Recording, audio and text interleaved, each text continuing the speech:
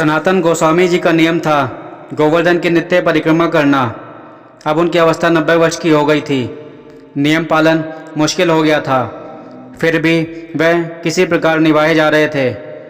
एक बार वह परिक्रमा करते हुए लड़खड़ाकर गिर पड़े। एक गोप बालक ने उन्हें पकड़कर उठाया और कहा, बाबा, तो पे 7 कोस की गोवर्धन परिक्रमा अब ना हो सके, परिक्रमा को छोड़ दे। बालक के स्पर्श से उन्हें कंपन हो आया। उसका मधुर कंठस्वर बहुत देर तक उनके कान में गूंजता रहा, पर उन्होंने उसकी बात पर ध्यान नहीं दिया। परिक्रमा जारी रखी। एक बार फिर वह परिक्रमा मार्ग पर गिर पड़े। देवयोग से वही बालक फिर सामने आया।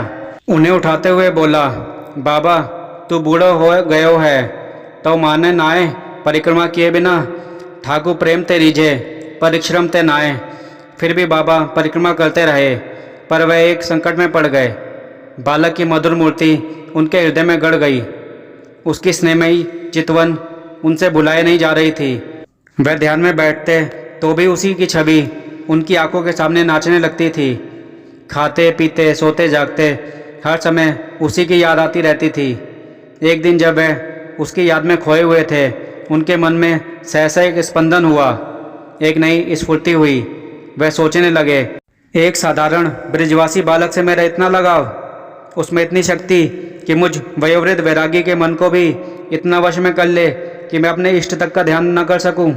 नहीं, वह कोई साधारण बालक नहीं हो सकता जिसका इतना आकर्षण है। तो क्या वह मेरे प्रभु मदन गोपाल ही हैं जो यह लीला कर रहे हैं? एक बार फिर यदि वह बालक मिल जाए तो मैं सारा रहस्य जाने बगैर नहीं छोड़ूंगा। संयोगवश एक दिन परिक्रमा करते समय वह मिल गया। फिर परिक्रमा का नियम छोड़ देने का वही आग्रह करना शुरू किया। सनातन गोस्वामी ने उनके चरण पकड़कर अपना सिर उन पर रख दिया और करुणामयी स्वर में कहने लगे, प्रभु, अब छल न करो, स्वरूप में प्रकट होकर बताओ मैं क्या करूं? गिरिराज मेरे प्राण हैं। गिरिराज परिक्रमा मेरे प्राणों की संजीवनी है।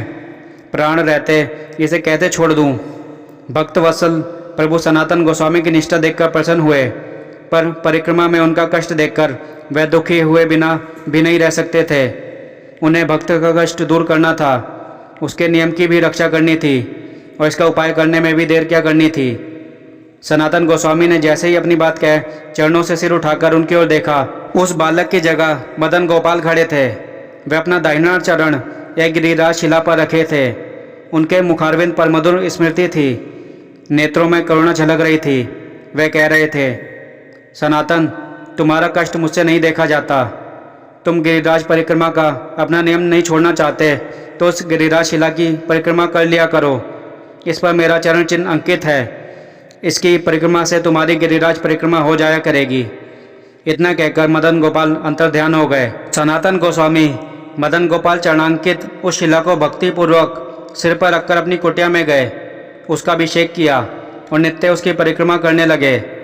आज भी मदन गोपाल के चरण चिन्ह युक्त वह शिला वृंदावन में श्री राधा दामोदर मंदिर में विद्यमान है। ऐसी मान्यता है कि राधा दामोदर मंदिर की 4 परिक्रमा लगाने पर गिरिराज गोवर्धन की परिक्रमा का फल मिल जाता है। आज भी कार्तिक सेवा में श्रद्धालु बड़े भाव से मंदिर की परिक्रमा करते हैं। जय गिरिराज गोवर्धन की। कथा सुनने के लिए धन्यवाद।